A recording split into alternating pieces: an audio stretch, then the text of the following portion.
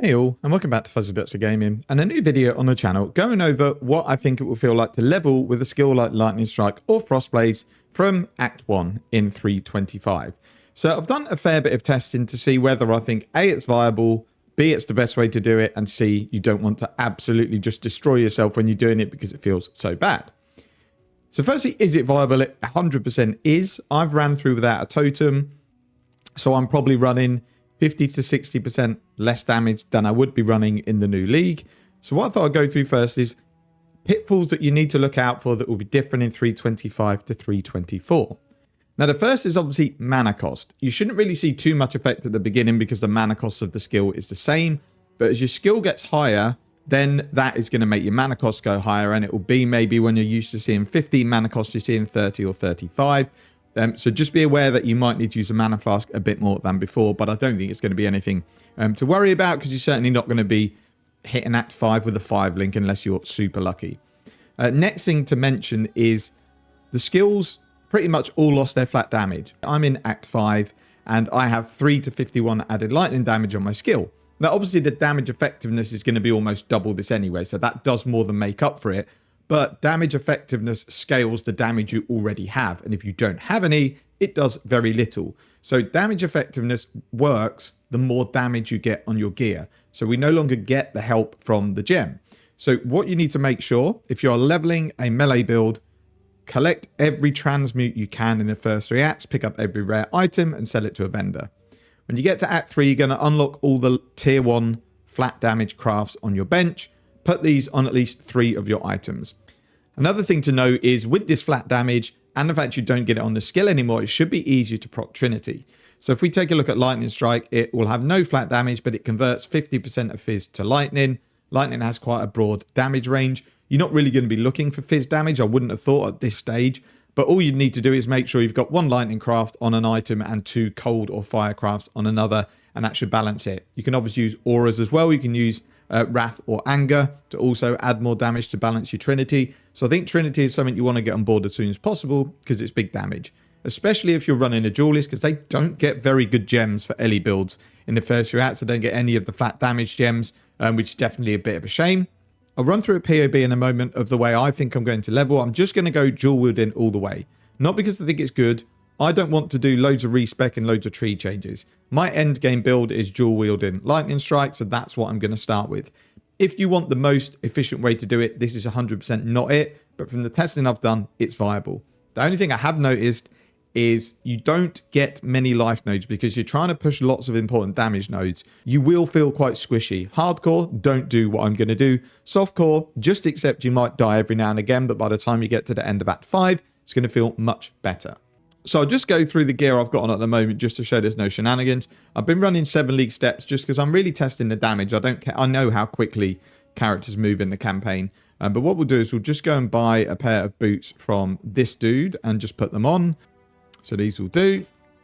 So we'll just go and out these boots quickly just until we get a little bit of movement speed, because there's no way I would not have movement speed at this stage of the campaign. And they're probably a bit too good, but it's fine for testing purposes. It doesn't affect our damage in any way.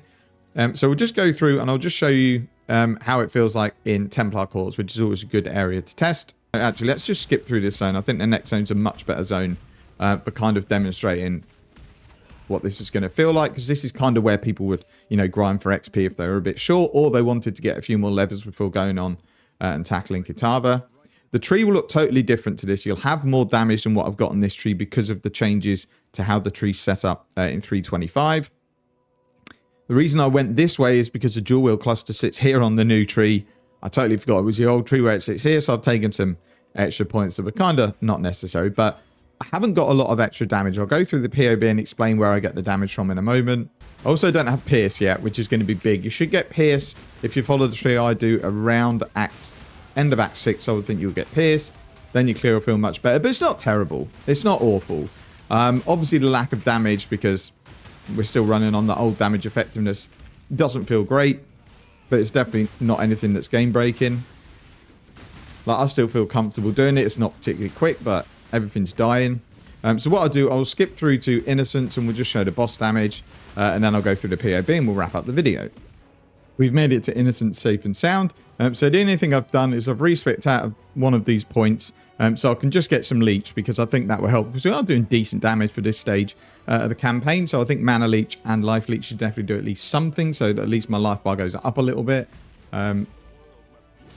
So we will go through, put our sniper's mark on him. And as you can see, the damage, this is without the buff to damage, is pretty crazy. Once you get multistrike and Trinity. But I will go through a POB in a minute just to show how I kind of get this sort of damage.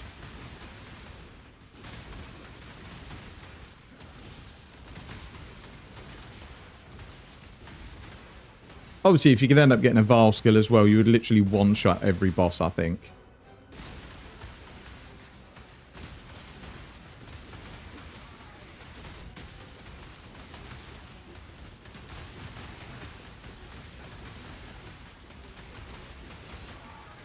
So yeah, that's kind of the damage pre-buff. So I'm definitely not worried about damage. I think from Act 5, it's going to feel super, super strong. If you can manage to pick up a Vial version of the skill, I don't think there's many bosses that are going to live longer than a second. I think this is going to, yeah, see some pretty big use, I think, this league. So this is kind of the way I'm planning to level in 3.25. As I say, I'm not bothered about being the best skill to use at X point.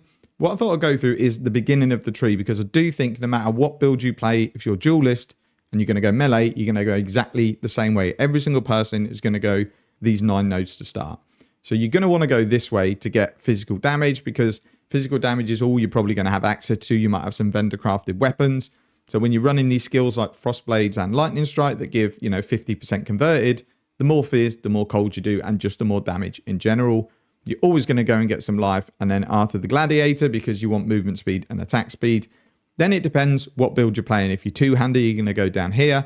Even though dual wield is harder because you obviously need 2 decent weapons, just vendor crafted weapons or weapons you find off the ground and craft elemental damage onto them are probably going to be ample for the entire campaign because of the amount of affected added damage that we get. So I'm going to go to Art of the Gladiator, come down through here. Even though I don't want to go through the mana nodes, it's easily the quickest way of getting here, which is our first unlock for big damage. So you could go, if you wanted more life, you can sort of go this way, down through Golem's Blood, and then back this way. But it's about 4 more points, I think. But it does give you life if you're worried about dying, because you're not going to get a lot of life in the first 5 acts, then you could go that way. The mana we do take later, and we also take a reservation, so it also means less respecking. So I'd then go down here and I would come and get these nodes here. They just add a lot of damage to dual wield, and these probably not as important. These are big, and this mastery 60% when wielding 2 different weapon types. I'm going to level with a sword and an axe. They're pretty big. Then I would come over here and then I would go and get these accuracy nodes and precise technique. These accuracy nodes along with the mastery just mean you never have to worry about your accuracy. It's going to be like 2000 if you just run a level 1 precision. And that means precise technique is 40% more attack damage. I'm then going to go across and get this fire mastery here, which is 100% increased damage against igniting enemies. And the wheel also contains chance to ignite. So I think you get about a 35% chance to ignite. We only need it on bosses, and that gives you 100% increased damage. So just from taking this sort of setup here, we've got 40% more attack damage from precise technique. We've got our dual wield nodes here, along with 60% increased damage, and then 100% increased damage here. So these are huge early on, these 2 masteries. Later on, when you maybe like in Act 7 and 8, you're going to start respecking these. This one you'll probably keep just because you're going to have the dual wield nodes anyway, but you're not going to want all these ignite nodes. They're a bit of a waste, but for the fact that they give you 100% increased damage, then it's definitely worth taking early on. Later on, you'll probably spec out of them. And then the only other nodes you take is these 3 nodes here, just because you want to get Vial Strike 1 additional enemy. It's up to you when you take this node. Essentially what you do if you're running Lightning Strike is you would run Ancestral Call until you take this node. Then you can drop Ancestral Call from your links and put a damage gem in.